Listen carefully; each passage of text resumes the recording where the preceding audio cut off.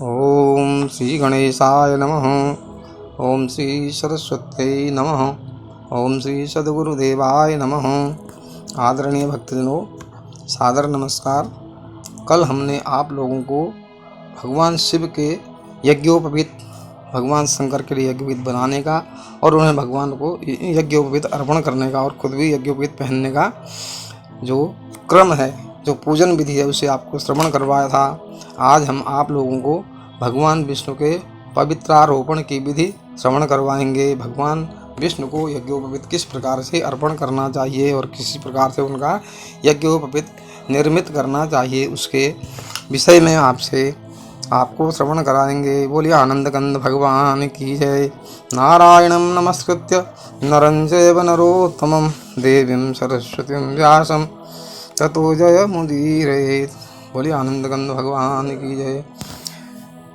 भगवान वृषभध्वज के पूछने पर भगवान शंकर के पूछे जाने पर भगवान विष्णु ने कहा, हे वृषभध्वज, अब मैं आपसे भगवान विष्णु के पवित्रारोपण का वर्णन करूंगा। भगवान विष्णु को यज्ञोपवीत किस प्रकार से अर्पित किया जाता है उसका श्रवण कराऊंगा। किस प्रकार से यज्ञोपवीत निर्मित किया जाता है उसका श्रवण करूंगा। जो भोग तथा मोक्ष दोनों को देने वाला है। प्राचीन समय में हो रहे देवासुर संग्राम में अपनी विजय न होते हुए देखकर ब्रह्मादि देवगण विष्णु की शरण में गए। उन सब की प्रार्थना सुनकर के भगवान विष्णु ने विजय प्राप्ति के लिए उन्हें अपने गले का हार, पवित्र नामक ग्रीवेयक तथा एक ध्वज प्रदान किया और कहा कि इन्हें देखते ही दानव नष्ट हो जाएंगे। तभी से उन पवित्रकों की पूजा आरंभ हुई। हे हर प्रतिपदा से लेकर पौर्णमासी तक जिन देवताओं की जो तिथि कही गई है उसके अनुसार ही उस तिथि में उन देवताओं का पवित्रारोपण करना चाहिए। उन तिथि में ही उन देवताओं को यज्ञोपवीत अर्पण करना चाहिए। शुक्ल पक्ष हो अथवा कृष्ण पक्ष, द्वादशी तिथि में विष्णु के लिए पवित्रारोपण का विधान है। द्वादशी तिथि शुक्ल पक्षी हो चाहे कृष्ण पक्षी हो, उसी दिन भगवान विष्णु को यज्ञोपवीत अर्पण करना चाहिए। व्यतिपात योग उत्तरायण, दक्षिणायन, चंद्र तथा सूर्य ग्रहण, विवाहादि मंगल एवं वृद्धि कार्यों तथा गुरुजन के आगमन इत्यादि अवसरों पर यह पूजा करनी चाहिए।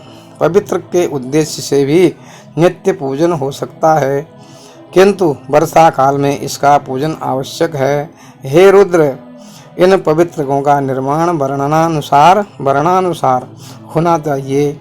जैसे ब्राह्मणों का पवित्र कौशेय कपास, क्षोम अथवा कुश सूत्र से निर्मित होना चाहिए। क्षत्रियों का पवित्र कौशेय सूत्र से, वैश्यों का क्षोम सूत्र और बलकल सूत्र से तथा शूद्रों का सन से बना हुआ पवित्र प्रशस्त माना गया है। कपास या पद्मज कमल से निर्मित पवित्र समस्त वर्णों के लिए प्रशस्त है। ओंकार, शिव, चंद्रमा, अग्नि, ब्रह्मा, शेष, सूर्य, गणेश और विष्णु, इन 9 देवताओं का इस पवित्र के तंतुओं में निवास है। ब्रह्मा, विष्णु और रुद्र ये पवित्र के 3 सूर्यों के देवता हैं, 3 सूत्रों के देवता हैं। ब्रह्मा, विष्णु और महेश 3 सूत्र जो हैं उनमें अधिष्ठित रहते हैं। उन सूत्रों को सुवर्ण, रजत, ताम्र, बांस या मिट्टी के बने हुए पात्र में रखना चाहिए। इन बर्तनों में उस यज्ञोपवीत को रखना चाहिए। किसमें? सुवर्ण के पात्र में, चांदी के पात्र में, तांबे के पात्र में, बांस या मिट्टी के बने हुए पात्र में उनको रखना चाहिए। 108 तंतुओं का उत्तम सूत्र उत्तम, 54 तंतुओं का सूत्र मध्यम तथा 27 तंतुओं का पवित्र कनिष्ठ होता है।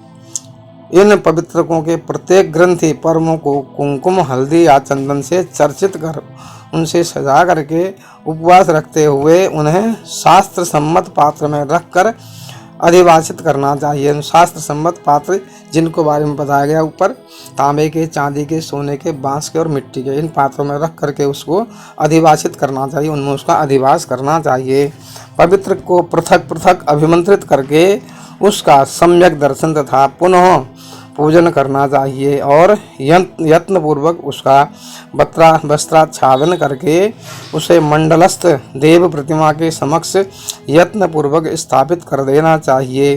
ब्रह्मादि अन्य देवताओं की स्थापना करके कलश की पूजा करें, मंडल का निर्माण करके नैवेद्य समर्पित करें, सर्वदेव आवाहन पूजन करके यज्ञोपवीत को वहाँ स्थापित करें। पवित्र को पुनः अधिवासित करके 3 या 9 बार सूत्र घुमाकर वेदी को बेष्टित करें।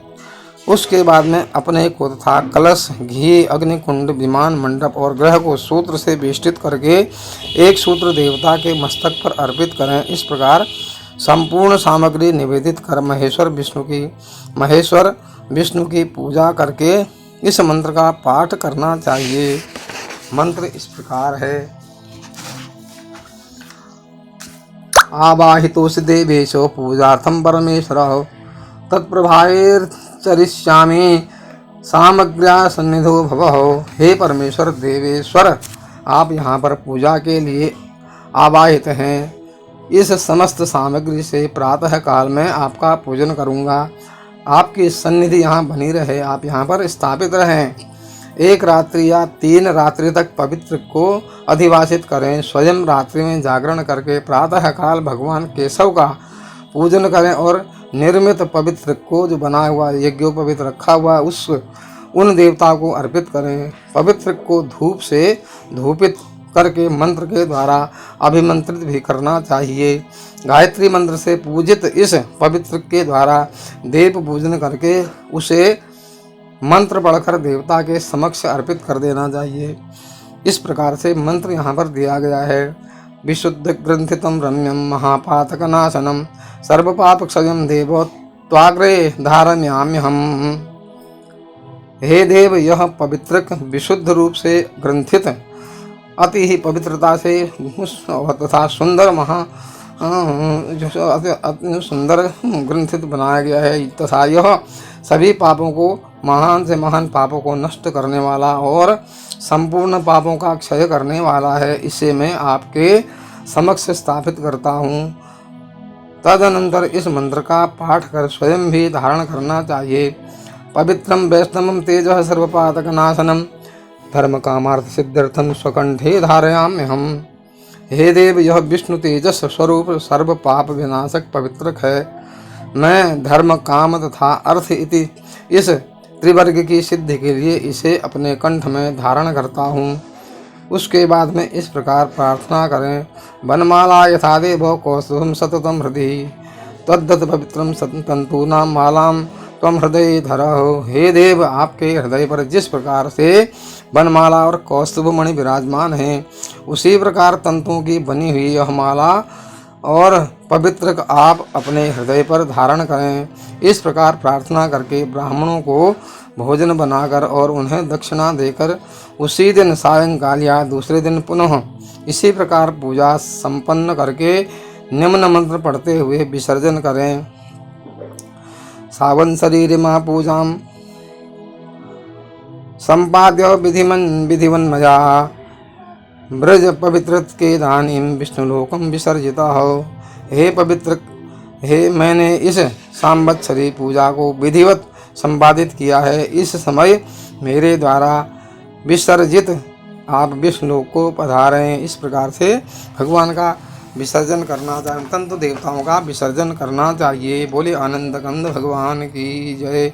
इस प्रकार हम यहाँ पर इस 43वें अध्याय को यज्ञोपवीत पूजन विष्णु पवित्रारोपण विधि का यहाँ पर विश्राम करते हैं। बोले आनंद कंद भगवान की जय। कल हम आप लोगों को एक अन्य पूजन विधि का श्रवण करवाएंगे। बोले आनंद कंद भगवान की। तब तक के लिए भगवान के चरणों में प्रार्थना करेंगे।